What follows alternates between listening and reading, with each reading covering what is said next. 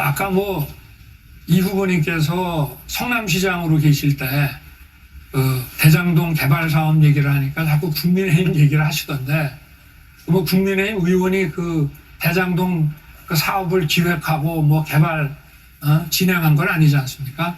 그러니까 여기에 대해서 입장을 명확하게 좀 말씀을 해주셨으면 합니다. 많은 국민들이 궁금해하고 있습니다. 네, 제가 질문을 할게요.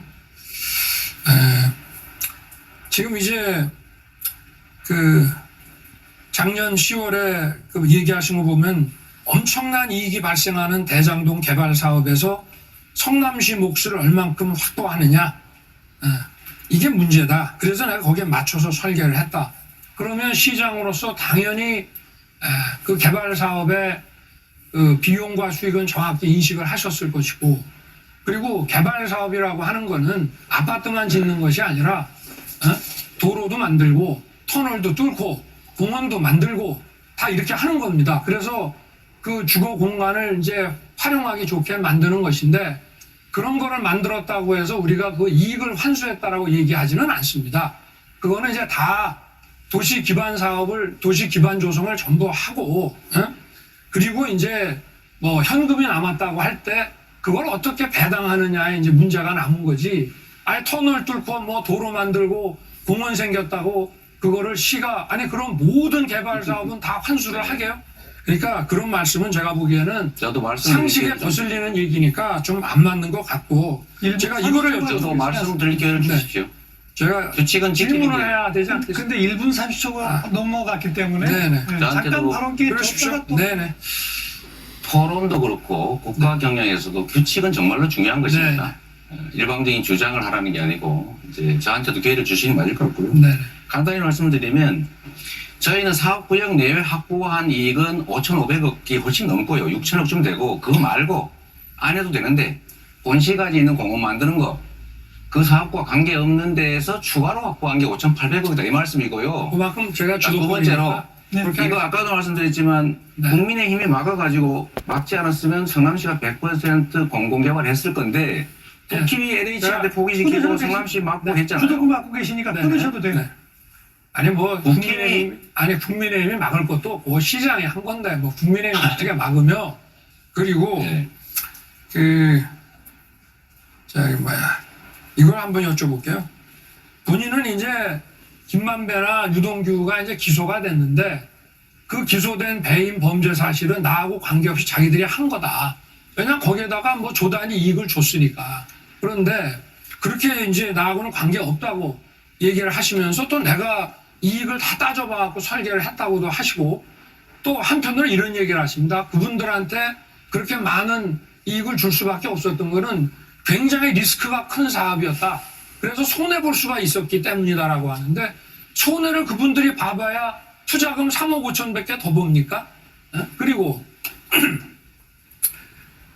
거기 자체가 지금 강남에 연결되어 있는 그 판교 땅인데 그야말로 성남에서는 마지막 남은 금싸라기 땅이라고 하는 것이고, 또 본인이나 변호인들도 선거법 위반 재판에서 이거는 이익이 확실하게 남는다는 얘기를 여러 번 발언할 하셨거든요. 기회를 좀 주시는 게 좋겠습니다. 그러니까 도대체 입장이 뭐냐 이겁니다. 내가 안 한 거다, 또는 내가 한 거지만 이거는 리스크가 크기 때문에 이렇게 줄 수밖에 없었던 거다. 둘 중에 하나가 뭡니까?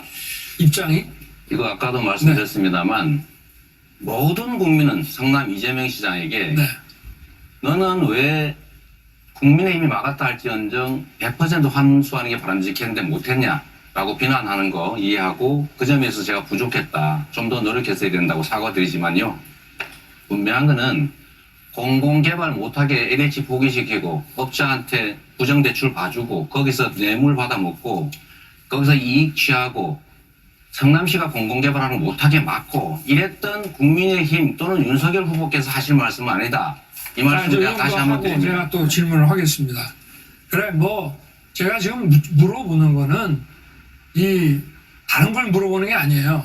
이거는 지금 공공개발이 아니라고 하지만 분양은 일반 개발처럼 상한가 적용 안 하고 하셨지만 다 수용하고 땅도 마음대로 감정평가해서 그냥 받아왔다 이 말입니다.